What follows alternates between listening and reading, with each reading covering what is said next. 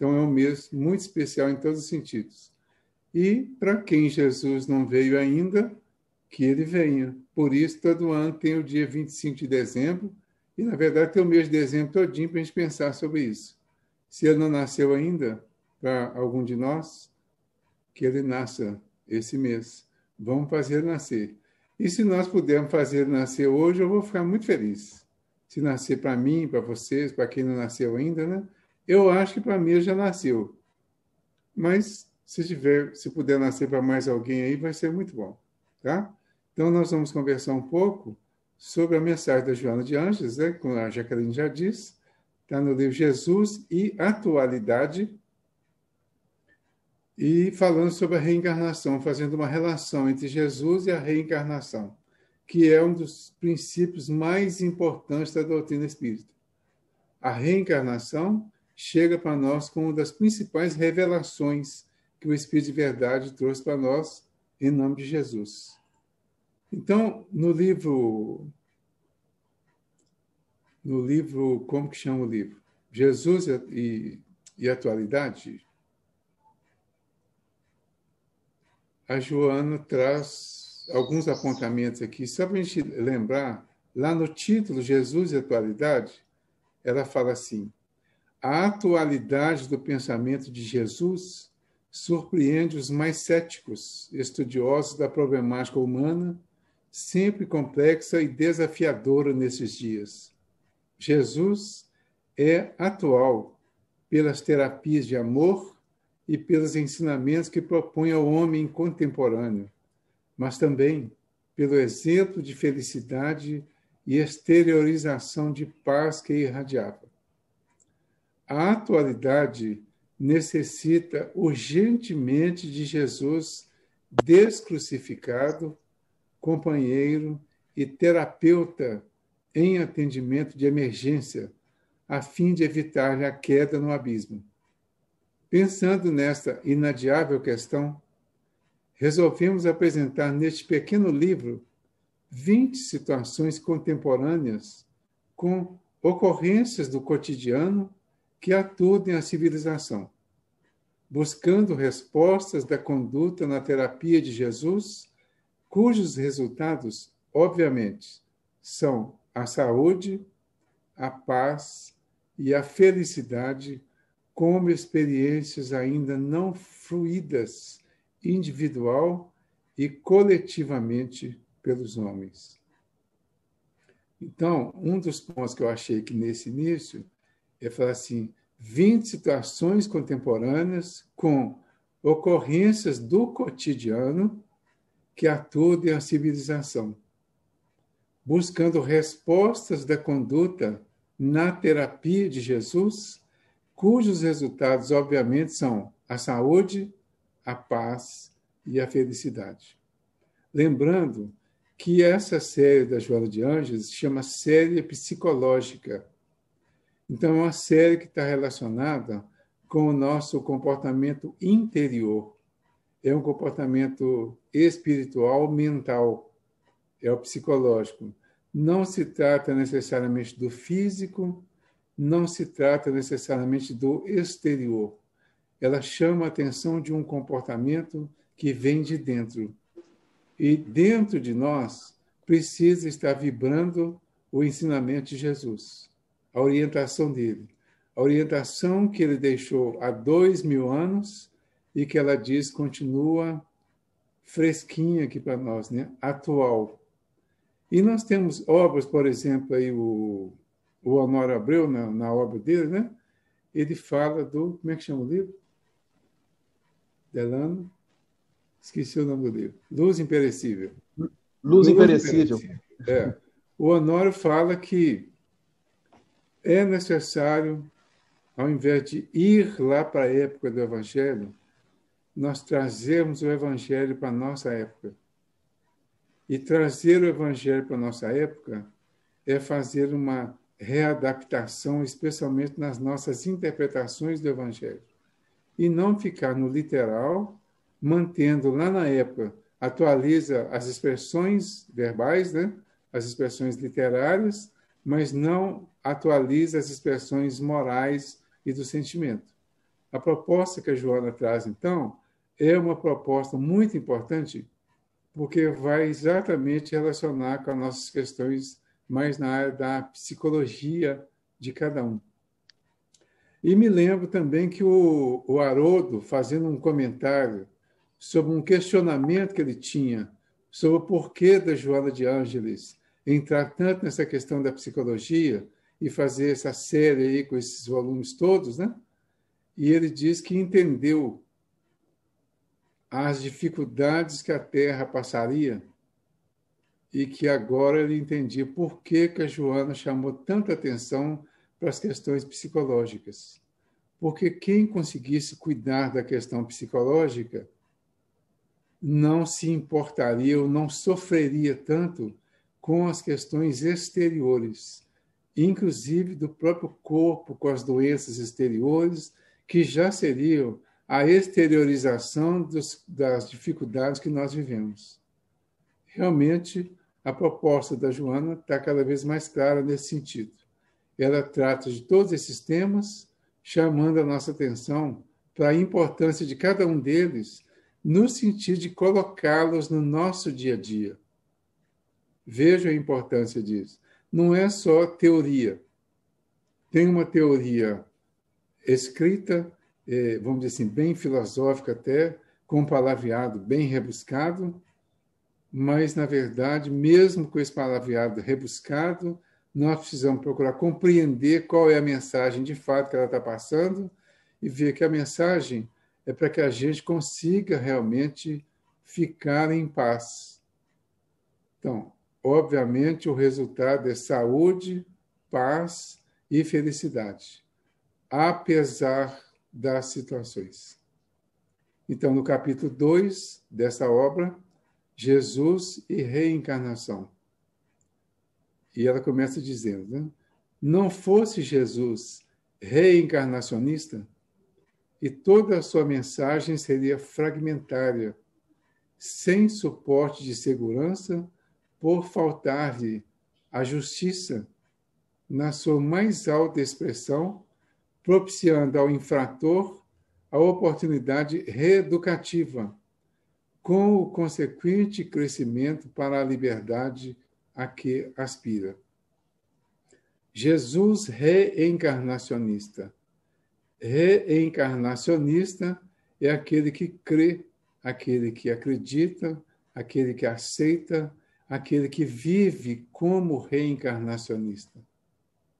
Jesus viveu como reencarnacionista sem necessariamente ficar falando muito o princípio, o aspecto reencarnação. Mas dá para deduzir de diversas passagens que ele realmente aceitava essa tese com naturalidade, como natural é o ensinamento. Então, o que é ser reencarnacionista para nós hoje? Ser reencarnacionista é, primeiro, acreditar que nós somos espíritos, aceitar essa hipótese, né? Nós somos espíritos, estamos num processo de evolução, de aperfeiçoamento. Nenhum de nós consegue se aperfeiçoar em uma existência de 70, 80, até 100 anos. Por isso, o ajuste ou aperfeiçoamento total vai depender de várias repetições de experiências nas diversas áreas da vivência e do comportamento humano para atingir um conjunto de conhecimentos que nos faça ficar totalmente de acordo com as leis divinas. Então, para que a gente esteja de acordo com essas leis, é preciso entender o ensinamento da reencarnação. A reencarnação é, primeiro, encarna e depois de encarnar, desencarna e da próxima vez reencarna. Repete a encarnação tantas vezes quantas for necessário até atingir o ápice da evolução. Simples assim.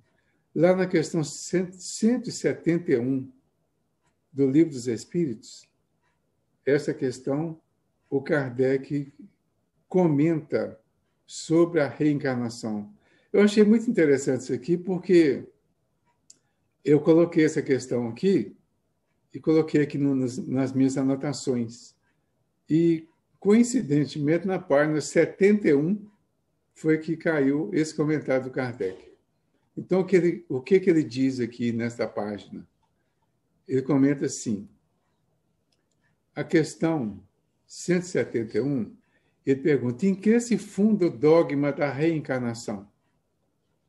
A resposta é na justiça de Deus e na revelação, pois incessantemente repetimos, o bom Pai deixa sempre aberta a seus filhos uma porta para o arrependimento. Essa resposta e a pergunta são lógicas, totalmente racionais, vamos dizer assim. E aí, então, o Kardec comenta assim, todos os espíritos tendem para a perfeição, e Deus lhes faculta os meios de alcançá-la, proporcionando-lhes as provações da vida corporal. Sua justiça, porém, lhes concede realizar em novas existências o que não puderam fazer ou concluir numa primeira prova.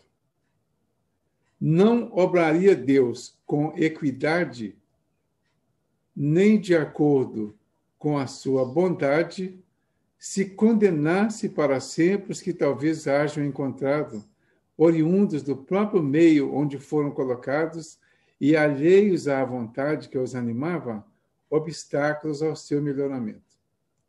E aí mais embaixo ele diz assim, a doutrina da reencarnação, isto é, a que consiste em admitir para o espírito muitas existências sucessivas, é a única que corresponde à ideia que formamos da justiça de Deus para com os homens que se acham em condição moral inferior. A única que pode explicar o futuro e firmar as nossas esperanças, pois que nos oferece os meios de resgatarmos os nossos erros por novas provações. Então, esses conceitos todos estão não com o mesmo palavreado, mas de uma forma, às vezes, indireta, constando no Evangelho de Jesus. Então, esses são os pontos que nós precisamos retirar para ir fazendo as relações. Então, ela continua assim, o amor por ele, Jesus, ensinado, se não tivesse como apoio a bênção do renascimento corporal, ensejando recomeço e reparação, teria um caráter de transitória preferência emocional, com a seleção dos eleitos e felizes em detrimento dos antipáticos e desditosos. Então, ela vai mostrando aqui uma lógica de um raciocínio que vai nos levando para a lógica do ensinamento de Jesus. Em alguns momentos, nós não vamos achar exatamente o conceito dentro do ensinamento de Jesus, mas vamos achar uma lógica que combina com o ensinamento de Jesus. Nós vamos achar uma lógica que vão pensar assim, mas é impossível que Jesus não pensasse assim, que ele não fosse pensar e que ele não concorde com essa ideia. Então, o amor por ele ensinado, se não tivesse como apoio a bênção do renascimento corporal, ensejando recomeço e reparação, teria um caráter de transitória preferência emocional. Ou seja, se Jesus não aceitasse o conceito da forma que é passado, a outra hipótese seria a hipótese da preferência emocional ou da seleção dos eleitos, como se acreditou e ainda se acredita nas diversas áreas religiosas, que alguns serão escolhidos. Então, por exemplo, eu estava vendo um dia desse nos Atos dos Apóstolos, tem um momento lá em que o Paulo a prisão onde ele foi colocado, lá em Filipos, a prisão passa por uma espécie de um terremoto lá, e de repente cai tudo, e fica ele e o guarda da prisão. E o guarda, desesperado, já pensando em suicidar-se, porque se sentiu responsável pela libertação de todos os presos. Então, Paulo disse a ele que não, que ele ficasse tranquilo, que ninguém ia fugir, não, que eles estavam todos lá. E ele pergunta para o Paulo como deveria, o que ele precisava fazer para alcançar essa salvação. Aí o Paulo diz a ele, uma expressão que é bem comum, né? Crê no Senhor Jesus e será salvo, você e a sua casa. E ele se ajoelha e ali ele recebe o batismo, recebe todo aquele ritual que eles faziam na época, e ele passa a ser um dos fiéis seguidores do Paulo. Então, essa crença ficou muito de que, se acreditar em Jesus, é suficiente. Agora, é suficiente desde que o acreditar em Jesus venha para uma fidelidade a tudo aquilo que ele ensinou. Uma fidelidade ao ensinamento que ele deixou. Então, ele deixou o amor, ensinou o amor e viveu o amor. Se alguém vivenciar esse amor, não vai ser por preferência, vai ser por merecimento que vai conseguir ser escolhido por ele. Mas, na verdade, todos vão chegar a isso. Então, aí não teria nenhuma injustiça. A escolha é, na verdade, uma autoescolha. E todos, no momento que se autoescolherem, estarão atingindo esse objetivo também. Aí ela continua aqui. Com apoio na doutrina dos renascimentos físicos, ele identificava de imediato quais os necessitados que estavam em condições de recuperar a saúde ou não, tendo em consideração os fatores que os conduziam ao sofrimento. E por isso mesmo, nem todos aqueles que lhe buscavam a ajuda logravam-na ou recuperavam-se. Olha só que bacana isso. Na questão 167, que o Kardec pergunta qual que é a finalidade da reencarnação, a primeira resposta é expiação, melhoramento progressivo. Então, o que a gente entende hoje quando a gente transforma em números? Bom, então, a expiação significa passar por uma determinada prova mais forte, mais pesada, que é o conserto daquilo que a pessoa fez. Então, ela vai reencarnar para passar por isso, para resolver isso. E isso vai acontecer de acordo com essa programação. Quando Jesus estava passando por aqui, é o que ela fala aqui, quer dizer, que apoiado nessa doutrina, ele identificava quais os necessitados que estavam em condições de recuperar a saúde ou não. Então, muitos não foram curados e outros foram. Qual seria a lógica dessas curas? Uma escolha aleatória? O grito do Bartimeu, por exemplo, Jesus, Jesus, filho de Davi, e fica, grita, desesperadamente. Aí Jesus para, pede para levá-lo até ele, ele vai, e Jesus pergunta para ele, né? O que quer que eu te faça, né? E ele pede para voltar a enxergar. E Jesus imediatamente faz com que ele volte a enxergar. Ah, mas por que se tinha um outro cego com ele, por que curou o Bartimeu, que na verdade não é nome dele, né? Bartimeu significa filho de Timeu. Então, o nome dele não existe. Todo mundo chama ele de Bartimeu. Mas, na verdade, por que ele foi curado e o outro não? Porque o outro não gritou? Aí fica assim, né? Qual seria a justiça aí? Então, isso que a Joana de Anjos coloca para nós aqui mostra essa lógica, essa realidade. Ele foi curado porque ele tinha atingido o ciclo ou a fase final da expiação dele. E ele estava ali naquele momento porque alguns dos espíritos que estavam próximos de Jesus, trazendo as suas dificuldades para serem curados, eles estavam reencarnados, muitos com uma programação de cura dentro dessa existência, e isso aconteceria porque seria uma forma de Jesus passar um dos ensinamentos que ele passou, ou uma forma de ensinamento, que era o das curas, que chamaram muita atenção e chamam até hoje. Só que essas curas aconteceram naquela época de uma forma aparentemente milagrosa, podem acontecer hoje ainda de uma forma, para quem não compreender, aparentemente milagrosa, Mas nós hoje, com o conhecimento da reencarnação, nós sabemos que para reencarnar, que já é uma programação divina, as pessoas têm uma programação também de tempo. Algumas vão passar por determinadas dificuldades durante uma existência inteira. Outras vão passar por determinada dificuldade no final da existência para chegar à desencarnação com essas dificuldades.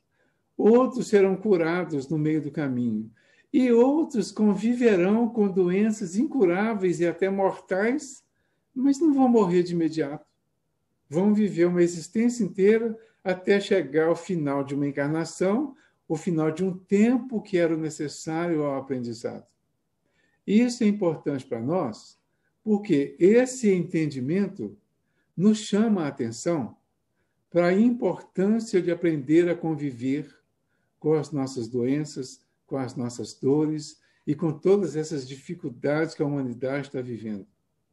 Nós, reencarnacionistas, deveríamos olhar para tudo isso que está acontecendo com profundo agradecimento pela oportunidade que temos de conviver com situações que nos ajudam a crescer.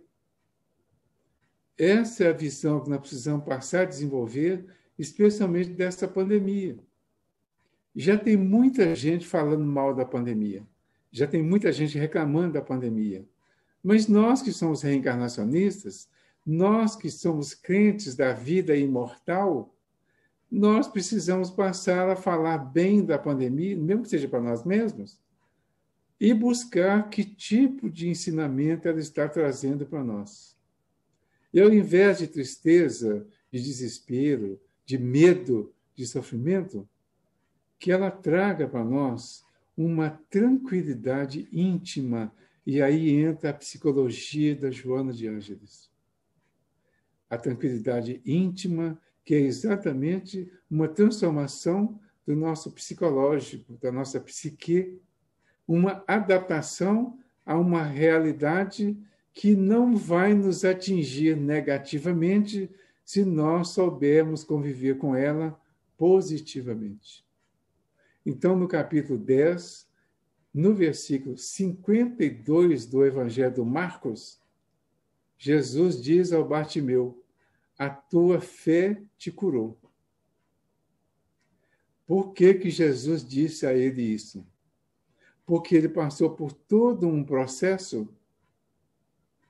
e foi fiel aos ensinamentos que ele tinha recebido, ele foi fiel a uma programação e conseguiu vencer todas as etapas até chegar naquele dia do encontro com Jesus. Então, provavelmente, por Bartimeu, Jesus naquele dia nasceu, porque ele se descobriu certamente espírito, curado, enxergando por outros olhos que não necessariamente os olhos físicos, e a partir daquele dia, Jesus passa a ter uma importância diferente para ele, como passou a ter para muitos outros enfermos.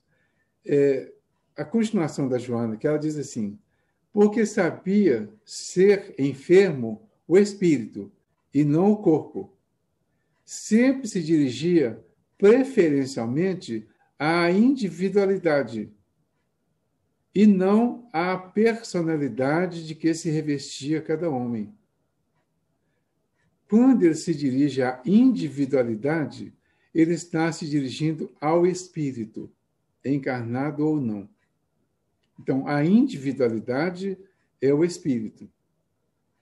A personalidade é, por exemplo, aqui o espírito encarnado, aquele que ainda está ligado à carne, encarnado e ligado principalmente, de uma forma, às vezes até escravizante, às coisas da vida material. Então, existem espíritos que estão vivendo a individualidade mesmo encarnados. Existem espíritos que estão vivendo a personalidade mesmo desencarnados, porque estão vivendo as coisas do mundo material. Então, a personalidade vive as coisas do mundo material. A individualidade já vive as suas questões mais espirituais. E aí a gente vê outros casos aqui, por exemplo, a mulher hemorroíça. É um dos casos bem interessantes, bem citados, né? Está no Evangelho do Marcos também, capítulo 5, versículos 35 a 25 a 34. E exatamente no versículo 34, ele fala para ela uma coisa muito parecida com o que falou para o cego. Ele fala, e ele disse a ela, minha filha, a tua fé te salvou. Vai em paz e estejas curada deste teu mal. Por que ele disse isso a ela? Essa mulher tinha uma hemorragia que durava 12 anos. Imagine, especialmente as mulheres que têm essa experiência da hemorragia todo mês, né? Imagine uma hemorragia, imagino que desse nível, durando todos os dias durante 12 anos. Imaginaram? Os homens é até mais difícil imaginar isso, mas dá para imaginar também. Bom, o 12 é um número simbólico. O 12, uma das explicações, um dos simbolismos dele, é a finalização de um ciclo para começo de outro. Então, quando ela atingiu os 12 anos da hemorragia, ela consegue também encontrar com Jesus. Porque certamente isso aí fazia parte da programação dela. Ter essa cura de maneira tal que essa cura fosse uma demonstração para ela, um incentivo sobre a fé que ela conseguiu manter durante toda a doença, sobre o esforço que ela fez para se curar e sobre, principalmente, o esforço para vencer a multidão e chegar até Jesus. A multidão que ela venceu não é necessariamente a multidão de pessoas, é a multidão das dificuldades que nos envolvem no nosso dia a dia. São os diversos impedimentos, são as diversas situações do dia a dia, especialmente da vida material, que nos impedem de caminhar até Jesus. E ela conseguiu vencer tudo isso. Então, o vencer tudo isso na fase final e chegar até Jesus para tocar nas vestes dele, isso aí foi a consolidação de todo o processo. E aí ele fala para ela, parecido com o que falou ao cego, né? Tua fé te salvou. Ou seja, a tua fidelidade te salvou. Vai em paz. Porque quando ele fala vai em paz, não significa que ele está dando a paz àquela pessoa. Quando ele diz estejas curada do teu mal, não significa que ele está dando a cura para aquela pessoa. Isso significa muito mais que essa pessoa já construiu e já está vivendo essa paz, e já construiu e já está vivendo a cura, que com ele aqui agora seria só a consolidação de tudo isso aí. Então, quando ele faz isso, aí nessa expressão aqui da Joana de Ângeles, ele está simplesmente confirmando que essas pessoas não estão passando por isso especificamente dessa encarnação. São pessoas que já estariam vindo com todos esses processos do passado. Porque muitas delas, se for analisar a encarnação atual, não teria como justificar determinadas doenças, por exemplo, determinadas dificuldades. Então, a lógica leva, o raciocínio lógico leva a entender que Jesus sabia que essas pessoas estavam vindo de encarnações passadas. E aí ele continua. Sabendo acerca da fragilidade humana, emulava, incentivava a fortaleza moral, fiel à lei de causa e efeito vigente no mundo. Não apenas no diálogo mantido com Nicodemos, vibrou a sua declaração quanto à necessidade de nascer de novo. Então, uns já tinham nascido de novo e estavam prontos para ser curados. Outros precisavam nascer de novo para depois de todo um processo que duraria os simbólicos 12 anos, estaria apto a se sentir curado, e se chegasse diante dele ainda encarnado, ele diria que a tua fé te salvou, que a tua fé te curou. Mas, sabendo da fragilidade humana, ele convidava, incentivava, né, emulava, que é uma palavra mais difícil, a fortaleza moral, fiel à lei de causa e efeito vigente no mundo. Fiel à lei de causa e efeito. Causa e efeito, eu, às vezes, para facilitar o entendimento, eu prefiro colocar não especificamente como lei, embora se chame assim. Mas eu prefiro chamar como característica da lei. Então, por exemplo, no Livro dos Espíritos, lá na terceira parte, fala das leis morais. As leis morais que estão lá, adoração, trabalho, reprodução, conservação, destruição e as outras 5, né? Mas pegue uma dessas aí, adoração, trabalho, substantivo, né? Transforme em verbo. Adorar, trabalhar, reproduzir, conservar, destruir. Transformou em verbo. Verbo é ação. O que significa isso? Toda vez que eu trabalho, eu estou agindo. Se eu trabalho no bem, a minha ação é no bem.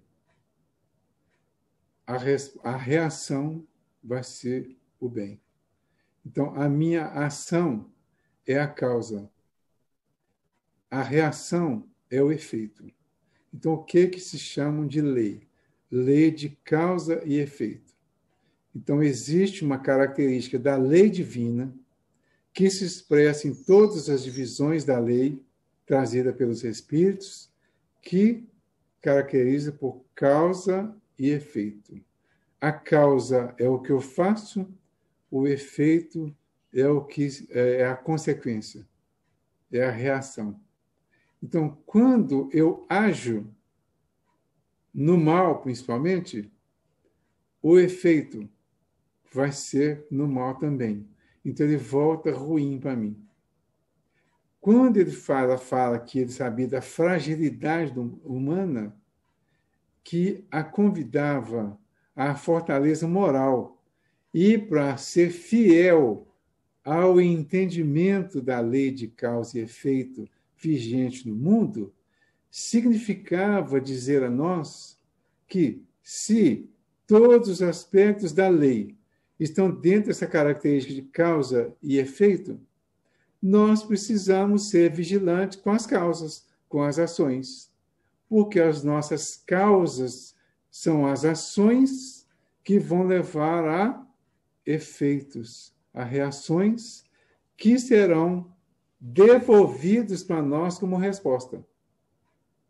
Então, quando eu penso, falo e faço o bem, é a causa, sai de mim. Toda causa, toda ação sai de mim. Quando vem para mim uma resposta, ela vem de acordo com o que eu pensei, com o que eu falei ou com o que eu fiz. É o efeito.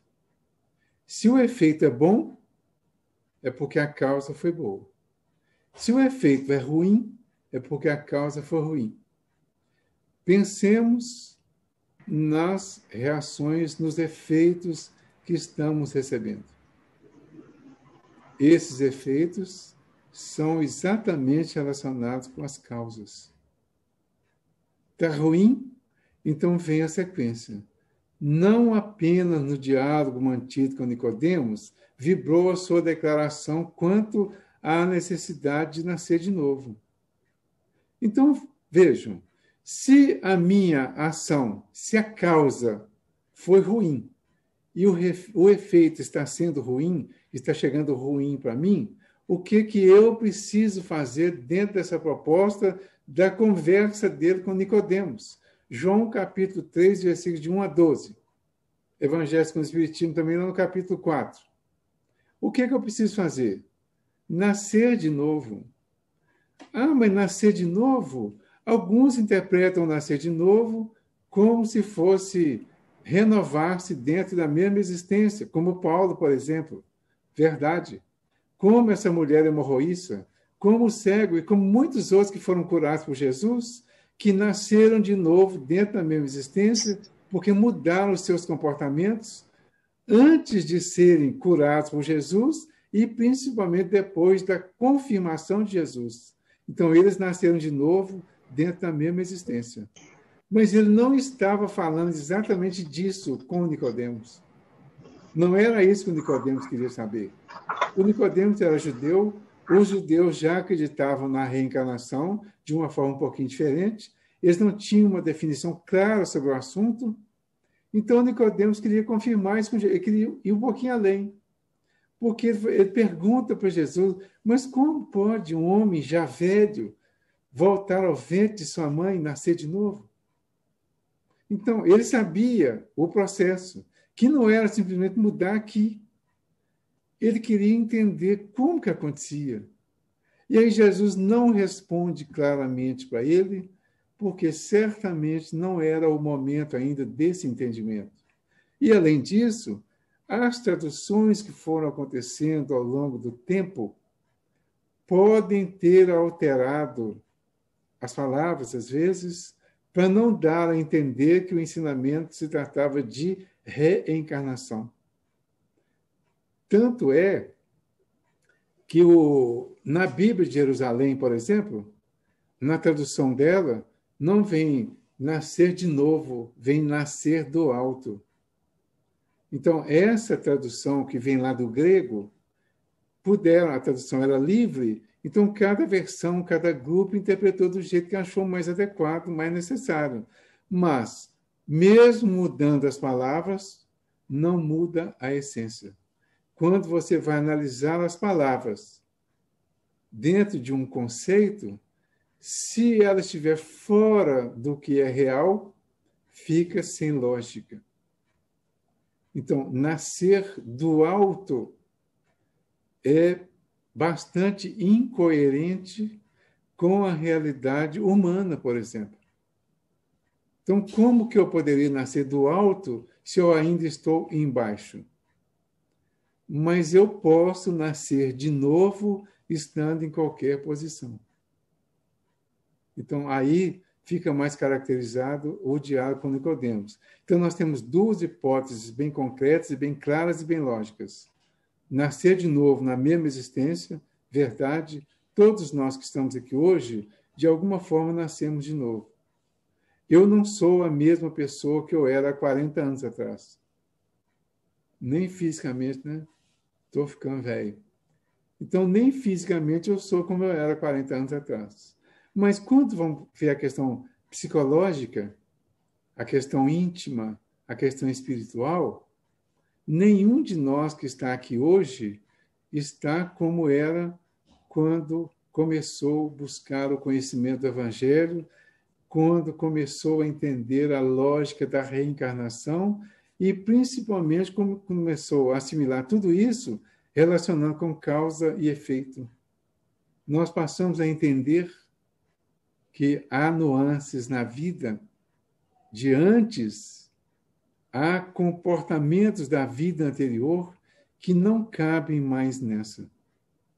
E por isso a nossa vida atual ficou melhor e tende a melhorar mais ainda na medida que formos nos adaptando e assimilando esses conhecimentos que vão chegando para nós. Vai depender de nós. Certo? Aí ele continua. Ela se repete de forma variada outras vezes, confirmando o processo das sucessivas experiências carnais, método misericordioso do amor de Deus para o benefício de todos os espíritos. Então, a reencarnação, né, vai se repetir de forma variada, outras vezes, confirmando esse processo de repetição. falando do método misericordioso do amor de Deus para o benefício de todos os espíritos. Olha que maravilha isso. A gente vive questionando a misericórdia de Deus e o perdão, que está bem relacionado, né? Lá no capítulo 10 do Evangelho segundo o Espiritismo, bem-aventurados os misericordiosos, eles trabalham lá a questão do perdão o tempo todo. Então, misericórdia e perdão está relacionado. Como que funciona o perdão divino e a misericórdia divina?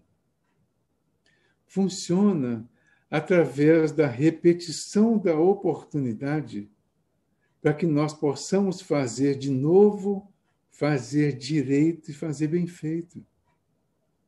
Olha que bacana esse entendimento. Então, Deus perdoa? Sim. Em um sentido, sim. Não como nós imaginamos. Em outro sentido, poderia dizer não. Se falar, Deus perdoa resolvendo tudo, eliminando tudo? Não. Deus perdoa, sim, nessa nova visão, nos oferecendo a oportunidade para repetir tantas vezes quantas for necessário a execução de uma mesma coisa que nós erramos até acertar. E é essa a resposta que Jesus dá para o Pedro. Até quantas vezes eu devo perdoar ao meu irmão quando ele pecar contra mim? Será até 7 vezes? E Jesus diz, não 7 vezes, mas até 70 vezes, 7 vezes, 490. Alguém já conseguiu perdoar alguém ou alguma situação 490 vezes? Então, ele propõe 490. É um número fictício.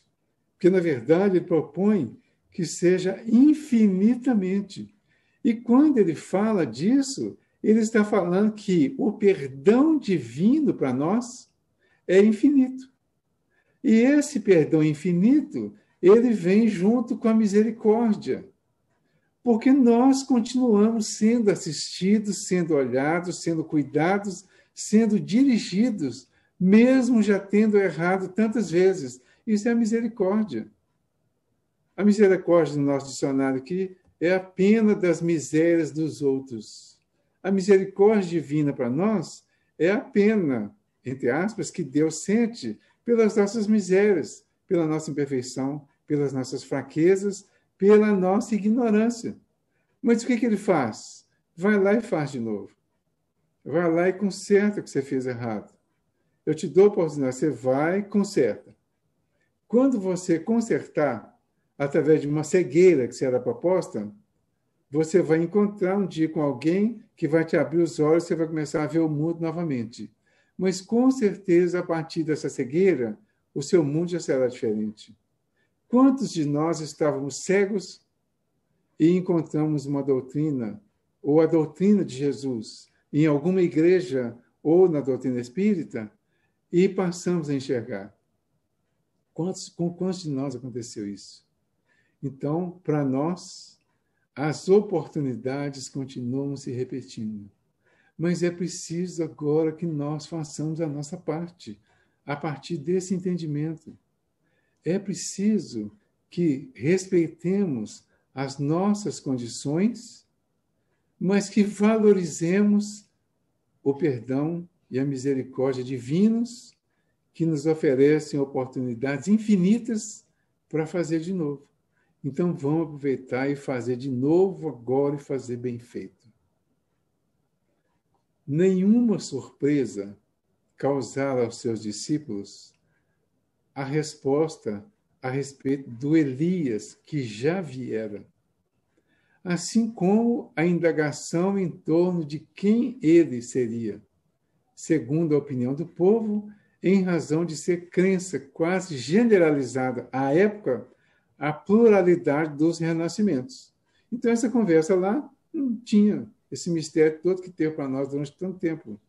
Então, não causou surpresa. Por quê? Porque ele já sabia quem era o Elias. Ele sabia que o Elias tinha reencarnado. E tinha reencarnado como João Batista. Ele sabia disso. Jesus sabia disso. O Lucas sabia. Porque o Lucas, quando ele fala, o Lucas faz uma relação muito interessante. Os últimos versículos do livro de Zacarias é o último livro bíblico, se não me engano, Delano pode corrigir, é Zacarias ou Malaquias. O último livro do Antigo Testamento... Malaquias. É Malaquias. Né? O último livro, os últimos versículos, ele fala, quer dizer, ele prevê a volta do Elias, que volta para regenerar, para ter uma condição de regenerar, de devolver aos pais, aos filhos e tal.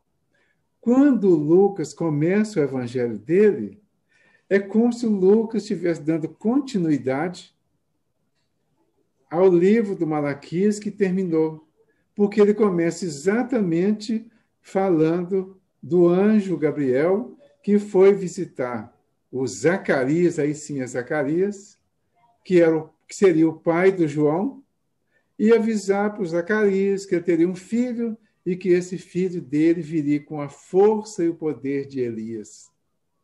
Isso quase que independe de interpretação, está claríssimo. E quem colocou isso? O Lucas. O Lucas não conheceu Jesus. Ele sabia da história de Jesus por informações. Porque ele conversou com Maria, conversou com Tiago, conversou com João, ele conviveu com Paulo. Então, ele sabia sobre Jesus e pesquisou. É o evangelho considerado um dos mais cultos, porque ele pesquisou. Ele pesquisou e trouxe informações da época que já trazia claramente essa ideia. Então, o Lucas faz uma sequência lógica e muito bem organizada. Ele fala que ia trazer as informações de uma forma organizada. E trouxe, porque ele começa do começo. Primeiro, João, que é o precursor de Jesus. Aí vem o João, que, na verdade, é o Elias que tem a oportunidade de renascer agora, antes do Messias, numa missão de precursor, de alguém que vinha preparar os caminhos, como profetizou lá o profeta Isaías, ele vinha preparar os caminhos. Então ele veio, preparou os caminhos, abriu espaço através do batismo, convidou as pessoas para a remissão dos pecados, através principalmente da nova doutrina que surgia. Depois ele mostra Jesus e apresenta para os seguidores dele, para os discípulos dele, dizendo que Jesus é que era o Cordeiro de Deus que vinha tirar os pecados do mundo. O João se afasta, que era o Elias, vai ser preso, depois morto, e Jesus continua. E os primeiros discípulos de Jesus eram discípulos do João, que vão seguir Jesus. Esses discípulos vão seguir Jesus e eles mesmos, em um outro momento que questionam, eles vão ouvir de Jesus essa questão de que Elias já tinha vindo, né? E que eles não o reconheceram, porque o Elias era o espírito, era a individualidade. Esse espírito renasceu em outro corpo, no corpo do João. Então veio o Elias, que era o profeta lá do passado, renasce num corpo que agora é o João, e que tinha uma missão específica de apresentar o Messias, apresentar o Cordeiro de Deus que vinha tirar os pecados do mundo. Mas ele tinha uma expiação. E ele vem, cumpre a primeira parte dele, a missão, e depois ele vai para a expiação e vai dar um grande testemunho que, com certeza, consolidou muito o cristianismo. E aí a gente vê uma coisa interessante na questão da reencarnação de Jesus. Por que Jesus não salvou o João da degola? Já pensaram sobre isso? Olha só, ele curou cego, curou hemorroísta, curou gente de todo tipo, toda espécie. Provavelmente ele sabia da história do João, né? Quer dizer, com certeza. Será por que ele não salvou o João dessa? Né? Então, aí está, mais uma vez, o conhecimento. a hipótese de que Jesus era realmente reencarnacionista. Ele sabia que alguns reencarnaram para ser curados no meio do caminho. Sabia que outros reencarnaram para cumprir a sua fase final, principalmente na desencarnação. Porque ele podia ter salvado o João, ele podia ter evitado que o Judas fizesse o que fez, se suicidasse, ele podia ter evitado que o Pedro morresse como morreu, ele podia evitar que a grande maioria dos discípulos dele, todos morreram de morte trágica. E por que ele não salvou? Ele sabia a missão de cada um deles, sabia que todos estavam reencarnados. Não podemos afirmar se estavam reencarnados para passar exatamente o que passaram, porque alguns podem ter sido programados para passar determinadas situações, para chamar a atenção para o cristianismo que estava nascendo, os mártires do cristianismo, mas o certo é que, como ela diz aqui, ele não curou a todos. Não é? E aí continua aqui. Espírito puro jamais enfermou, enfrentando os fatores climáticos e ambientais mais diversos com a mesma pujança de força e saúde, a se refletir na expressão de beleza e de paz nele estampada. Aquela carta do senador Públio Lentulus, falando sobre Jesus, fala da beleza dele, da presença dele, do envolvimento, do que ele mexia com as pessoas, quando ele olhava, quando ele falava, quando ele se apresentava. Aí a Joana de Ângeles diz que ele era um espírito puro, jamais se enfermou, mesmo enfrentando os fatores climáticos e ambientais mais diversos, mas sempre com a mesma tranquilidade, com a mesma força e com a mesma saúde. E quando nós vemos o comentário do Kardec, lá na questão 625 do Livro dos Espíritos, todo mundo conhece essa questão, né? Qual o ser mais perfeito que foi oferecido à humanidade para servir de guia e modelo? A resposta é Jesus. Aí o Kardec comenta, para o homem, Jesus constitui o tipo da perfeição moral a que a humanidade pode aspirar na Terra. Deus nos oferece como o mais perfeito modelo. E a doutrina que ensinou é a expressão mais pura da lei do Senhor, porque sendo ele o mais puro de quantos têm aparecido na Terra, o Espírito Divino o animava. E a Joana continua falando, né? Quem o visse jamais o esqueceria. E todo aquele que lhe sentisse o toque amoroso ficaria impregnado pelo seu magnetismo para sempre.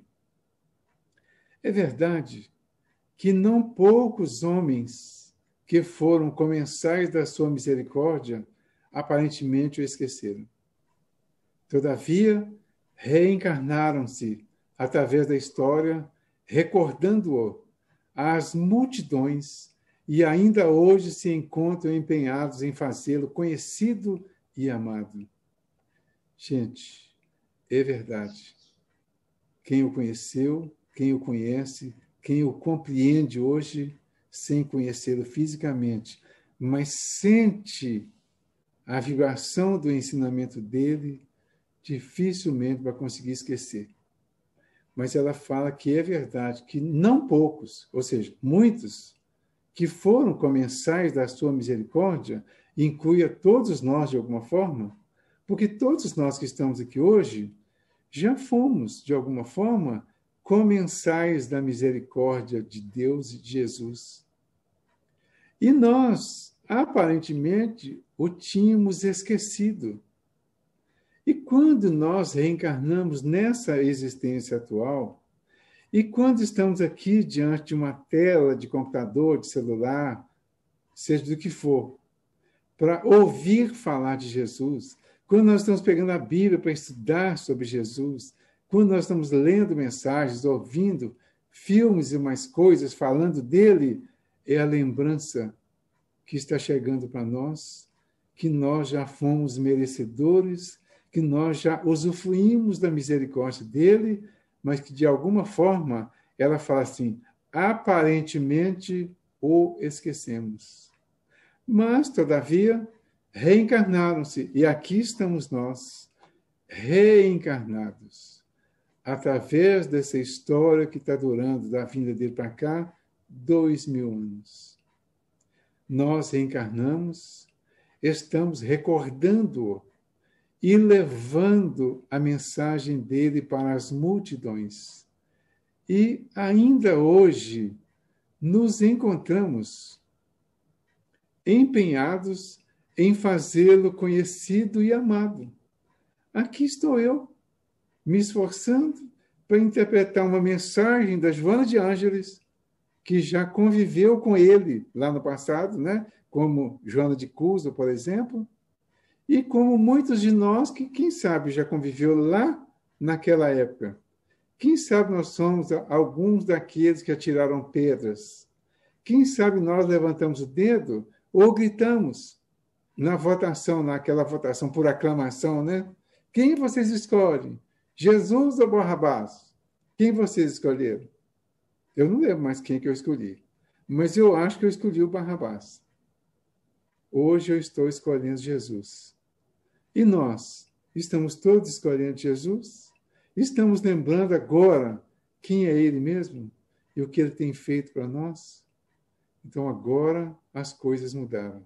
Mesmo que o tenhamos esquecido aparentemente, ou de uma certa forma, assim, até propositadamente, porque não queríamos fazer o que ele determinou e ensinou que fizéssemos.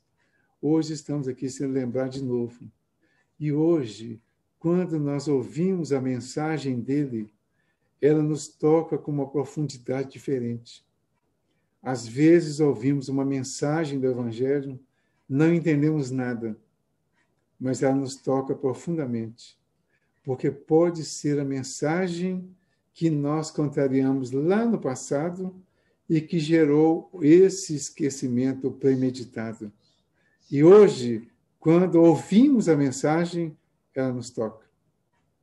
Ela mexe lá na nossa ferida, lá na intimidade. Aquela ferida que a gente queria deixar guardadinha, hoje, ouvir a mensagem toca. Hoje, ouvimos falar de Jesus, nos emociona. Nós nos sentimos incomodados, às vezes emocionados, cada um tocar de alguma forma, porque hoje estamos sendo relembrados mais uma vez.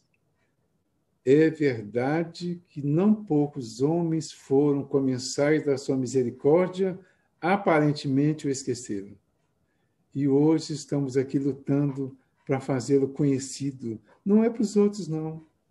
É para nós. O conhecimento de Jesus hoje, para os outros em relação a nós, não tem importância nenhuma. O conhecimento hoje é muito importante para nós. Eu preciso ser a representação de Jesus em todas as situações, falando quando for necessário e quando for dada a oportunidade para todos. Mas, principalmente, e aí sim é que nós vamos fazê-lo conhecido e amado. Quando nós formos conhecidos e amados em nome dele. Porque fazemos aquilo que ele ensinou. Porque cumprimos o mandamento principal dele, de amar ao próximo como a nós mesmos. Com certeza, essa cesta que será entregue, parece, no próximo sábado, que é o resultado da ajuda de muita gente, muitos, ao oferecerem uma ajuda para essa cesta, ofereceram uma oportunidade de que o cantinho em nosso nome pudesse fazer com que Jesus seja mais conhecido e amado pelas pessoas que estão recebendo.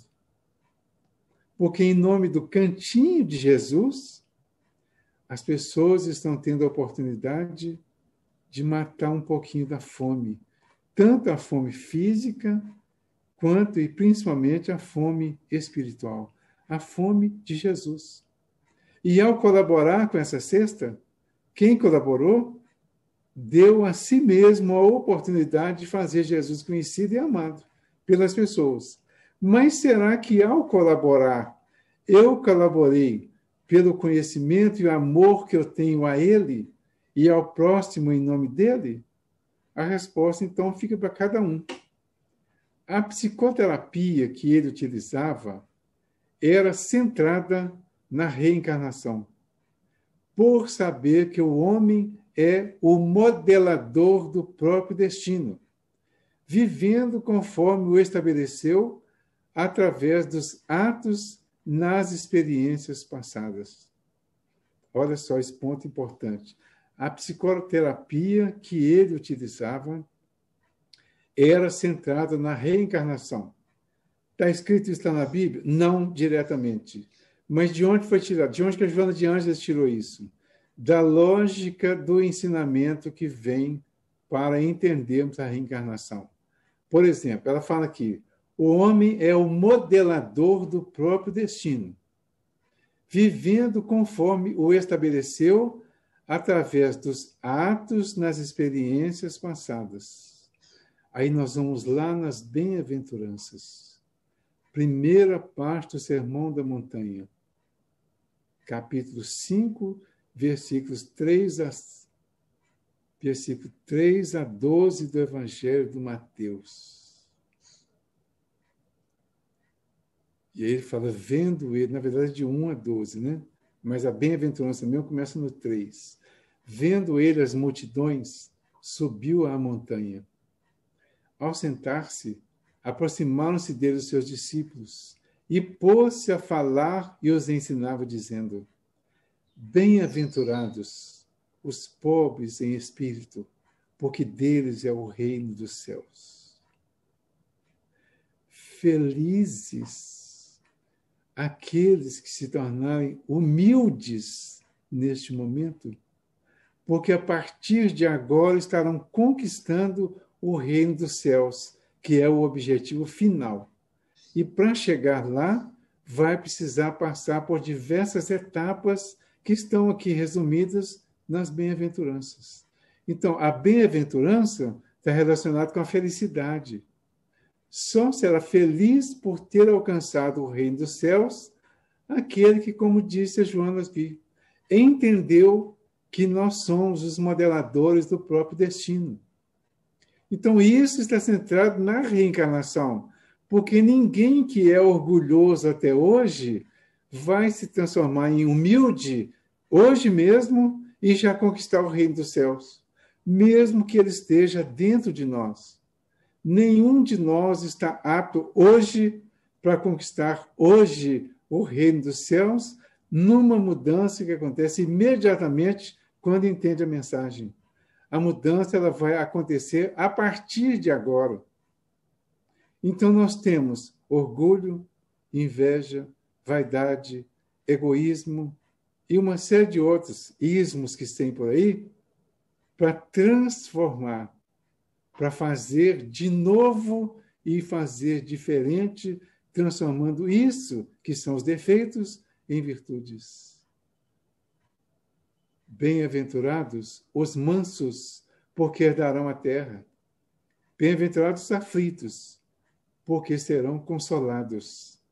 Bem-aventurados os que têm fome e sede de justiça, porque serão saciados. Bem-aventurados os misericordiosos, porque alcançarão misericórdia. Bem-aventurados os puros de coração, porque verão a Deus.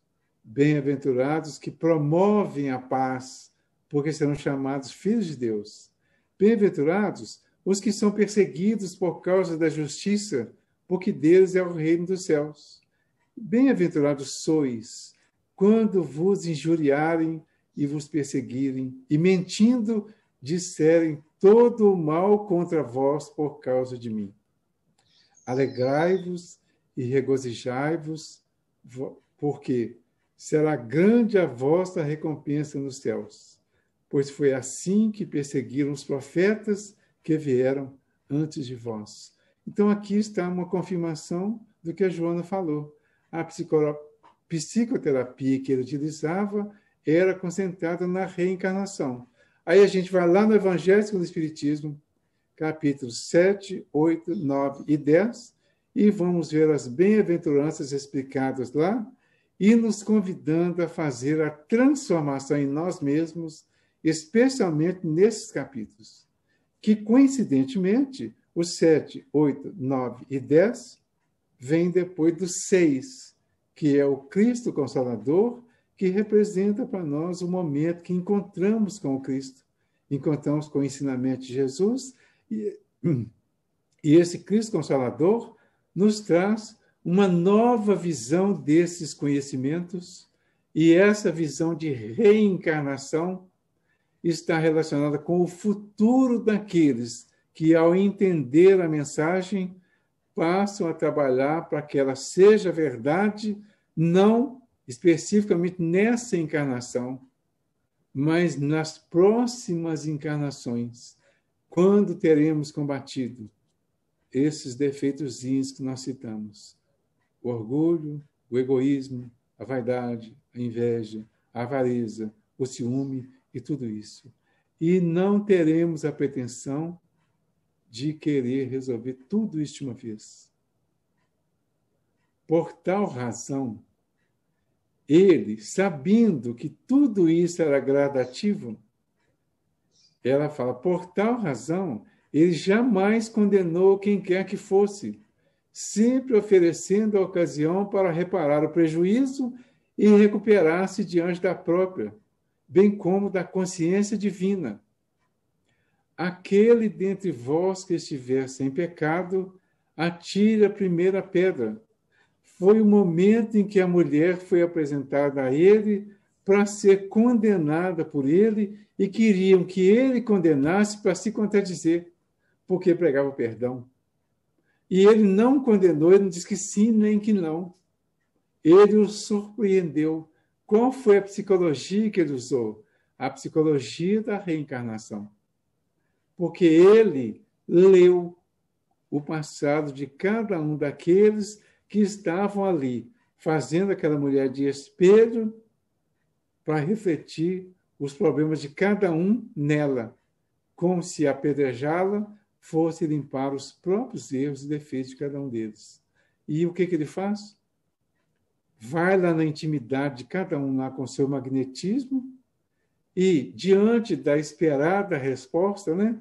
Mestre, essa mulher foi apanhada de adultério. Diz a lei que ela deve ser apedrejada até a morte. E tu o que dizes? E ele não disse nada. E eles insistiram, ele disse, aquele dentre vós que estiver sem pecado, atire a primeira pedra. Não condenou, não prejulgou e não discriminou ninguém. E quando ele fica diante da mulher, ele diz a ela, e ele sabia, vá e não peques mais, porque ele sabia que a perseguição a ela, se não foi daquela existência, certamente teria sido de outra. Então, ela estava ali naquela condição de quem realmente precisava passar por aquele aperto, mas que não era para ser apedrejada, não era para ser executada por uma lei que ele já estava dizendo que não devia ser executada daquela forma. E assim todos saíram e cada um foi buscar a sua própria consciência. Sem preferência ou disputa por alguém ou coisa alguma, a tudo e a todos amou com desvelo, albergando a humanidade de todos os tempos no seu inefável afeto. Jesus é o cidadão mais biografado na Terra. Não tem ninguém tão biografado quanto ele, tanto positivo quanto negativamente. Mas todos que tentaram derrubá-lo, todos que tentaram fazer alguma coisa contra ele, não acharam argumento suficiente para eliminar o tamanho do bem que ele fez diante da humanidade.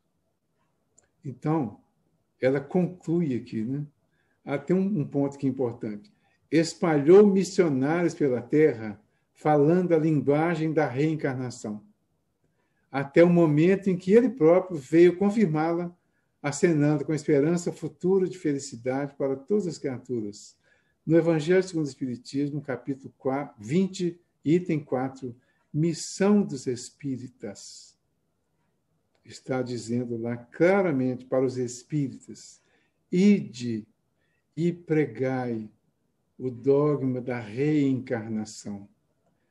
O dogma não é dogma como o dogma da igreja, porque a reencarnação não é imposta, ela é ensinada e explicada para que quem quiser entenda e pratique. E não é uma imposição da doutrina. Ela é para nós que já entendemos, ela pode ser um dogma, porque o dogma é uma verdade irrecusável. Então, para quem já entendeu, é uma verdade irrecusável. Mas nós não podemos pregar essa verdade para os outros como dogma. Nós podemos pregar como verdade para nós, como proposta para os outros entenderem e um dia acharem como verdade, como nós estamos achando. E aí ela finaliza aqui dizendo assim, renasce... Não te crucifiques na consciência de culpa após reconheceres o teu erro. Não te encarceres em sombras depois de identificares os teus delitos. Não te amargures em demasia, descobrindo-te equivocado. Renasce dos teus escombros e recomeça a recuperação de imediato, evitando futuros retornos expiatórios, injunções excruciantes, situações penosas. Pede perdão e reabilita-te ante aquele a quem ofendeste e prejudicaste. Se ele te desculpar, será bom para ambos. Porém, se não o fizer, compreende-o e segue adiante, não mais errando.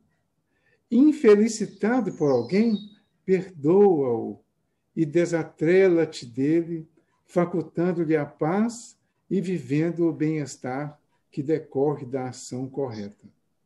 A reencarnação de que te utilizas é concessão superior que não podes desperdiçar. Cada momento é valioso para o teu trabalho de sublimação, de desapego, de amor puro. Abrevia os teus renascimentos agindo corretamente e servindo sem cansaço, com alegria, porquanto para adentrares no reino dos céus, que se estende da consciência na direção do infinito. É necessário nascer de novo, conforme ele acentuou. Nicodemos passa a ser todos nós. A conversa de Jesus com Nicodemos é a conversa que ele tem com todos nós, dizendo que é necessário nascer de novo. Não importa de onde. Não importa o que fizemos, o que fomos. Não importa o crime que praticamos. É necessário nascer de novo, consertar, refazer e continuar, porque o reino dos céus será para todos nós. É só fazer a nossa parte. Eu queria colocar Eu tinha duas opções, eu vou fazer a primeira. Se for o caso, depois eu faço a segunda. No momento em que Jesus nasceu, os anjos, ou melhor, os pastores foram visitados pelos anjos. No Evangelho de Lucas, lá a partir do capítulo 2, versículo 10, ele fala assim: o anjo, porém, disse-lhes: não temais. Eis que eu vos anuncio uma grande alegria, que será para todo o povo. Nasceu-vos hoje um Salvador, que é o Cristo Senhor, na cidade de Davi. Isto vos servirá de sinal. Encontrareis um recém-nascido, envolto em faixas, deitado numa manjedoura. E de repente juntou-se ao anjo uma multidão do exército celeste a louvar a Deus, dizendo: Glória a Deus no mais alto dos céus e paz na terra aos homens que ele ama.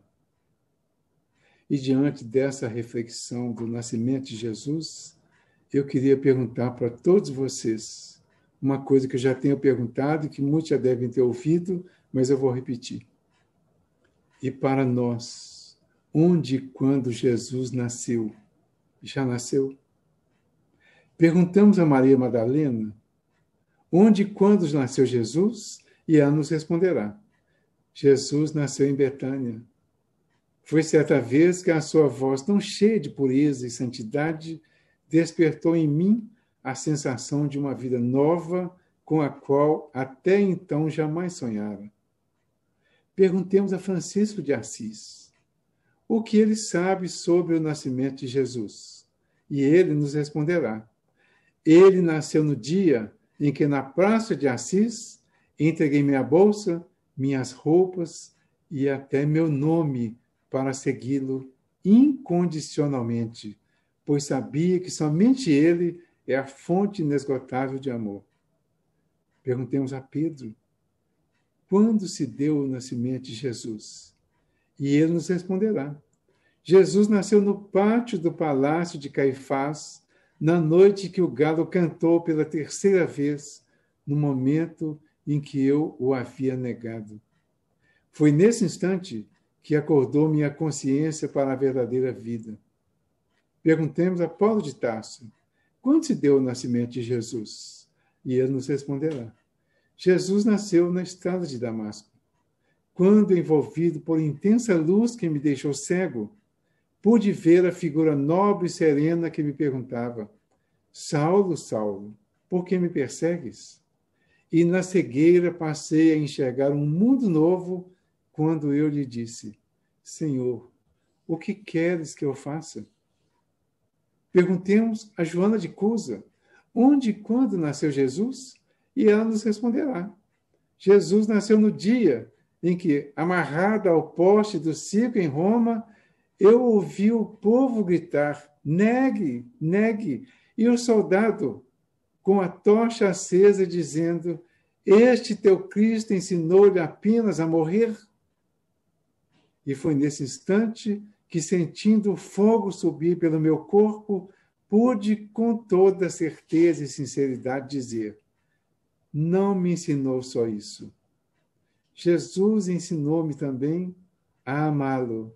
E a Joana de Cusa é a mesma Joana de Ângeles que está hoje trazendo a lição para nós. Perguntemos a Tomé, onde e quando nasceu Jesus? E ele nos responderá. Jesus nasceu naquele dia inesquecível em que ele me pediu para tocar as suas chagas, para tocar as suas chagas, e me foi dado testemunhar que a morte não tinha poder sobre o Filho de Deus. Só então compreendi o sentido de suas palavras. Eu sou o caminho, a verdade e a vida. Perguntemos a João Batista quando se deu o nascimento de Jesus e ele nos responderá. Jesus nasceu no instante em que, chegando ao Rio Jordão, pediu-me que eu batizasse.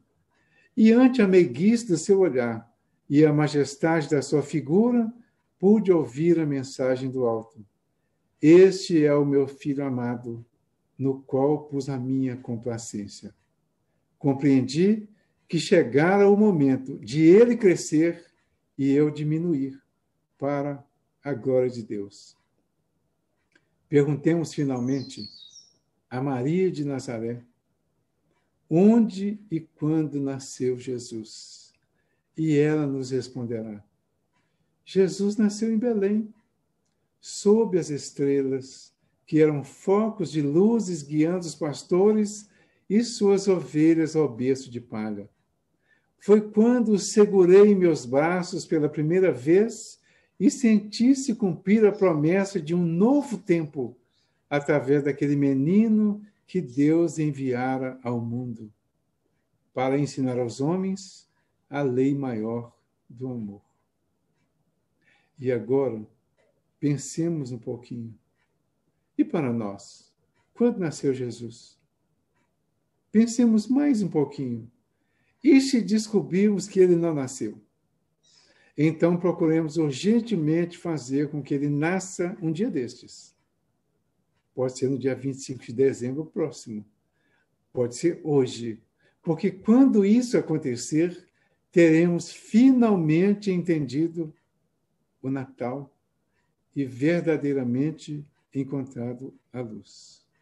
Que Jesus nasça em nossos corações e que seja sempre Natal em nossas vidas, para que nunca nos falte a esperança e a alegria cristã.